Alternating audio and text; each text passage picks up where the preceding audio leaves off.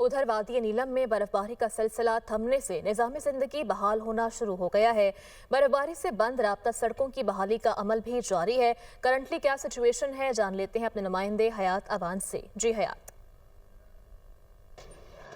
जी बिल्कुल, वादी नीलम में जारी बारिशों और बर्फबारी का सिलसिला थमने के बाद मौसम खुशगवार हो चुका है। धूप निकलते ही निज़ाम ज़िंदगी जो है वो बहाल होना शुरू हो चुका है। बात करूँ राब्ता सड़कों की, तो इस वक्त मुजफ्फराबाद से शारदा तक शाहराह नीलम जो है वो हर किस्म की ट्रैफिक के लिए बहाल है, जबकि शारदा से तौबट हलमत ग्रेस वैली को मिलाने वाली सड़क जो है वो बर्फानी तोदे और ग्लेशियर्स आने की वजह से बंद हो चुकी है, जिसकी बहाली का अमल जारी है। दूसरी तरफ बिजली और टेली मवासलात का निज़ाम बदस्तूर जो है वो मुतासर है।